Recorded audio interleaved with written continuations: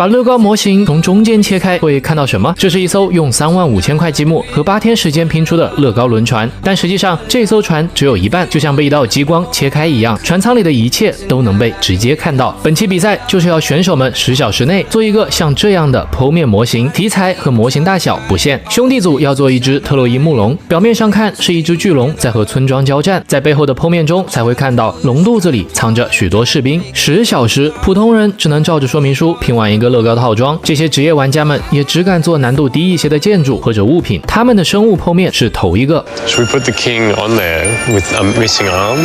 I like that actually. Yeah. Really funny. 一只巨龙入侵了部落，正在喷火攻击对方的粮仓。巨龙优秀战略意识的背后，其实藏着更高级的作战概念。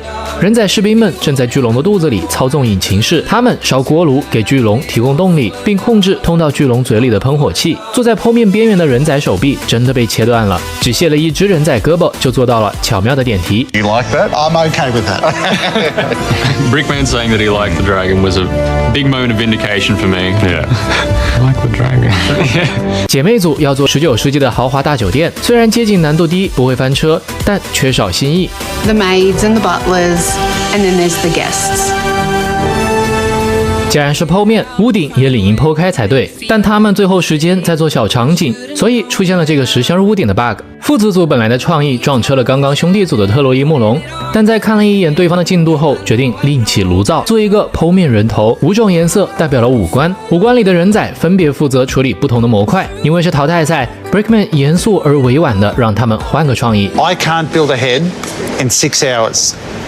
Can you? Does it look like a head? Because what I tell you what, today could be an elimination. Yeah. I genuinely do not want you to go home. So do me a favour, get this back on track. Yeah. 第3次修改创意，他们做了一只火箭，背面的空间用于创造人仔故事。刚刚的5官颜色被他们改成了火箭的肺烟。他们真正的搭建时间比其他组少了4个小时，因此削弱难度，把体积做大，争取一些规模分是非常明智的办法。但顶部的赶工痕迹非常明显，模型的结构骨架也暴露在视野里，不够美观。The only thing that I would say is, you better hope that today's not an elimination. We are. Yeah. 这辆哈雷摩托是评委乐高大师亲自操刀，用了7万多块乐高，9个人花了135个小时才搭完，甚至连刹车杆都能动。The suspension and the engine on this. Oh,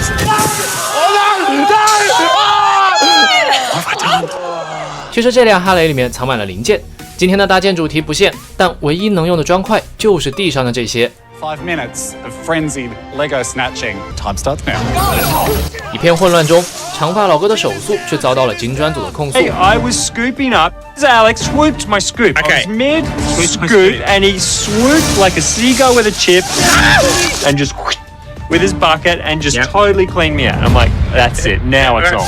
就在他们差点打起来的时候，比赛终于正式开始。翻了翻抢到的零件，除了普通砖块，还有蛇、蝎子、武器等等。长发老哥俩灵感碰撞了一下，想出一个绝妙的点子，做一个上世纪80年代的2D 平台跳跃游戏。利用这些散装乐高，长发老哥搭出了一段完整的游戏关卡，两边还做了生命值和积分的显示。游戏开始是透明砖做出的悬空平台，中间设置各种陷阱，越往后难度越高，直到打败最终 BOSS， 拿到宝藏2杯金香蕉，甚至还用剩余零件做了一个游戏手柄出来。 The only thing I'd say is it could have done a fair bit more above things like clouds or have some monsters or something like that. Yeah. 下一期，这是我见过最猥琐的乐高模型。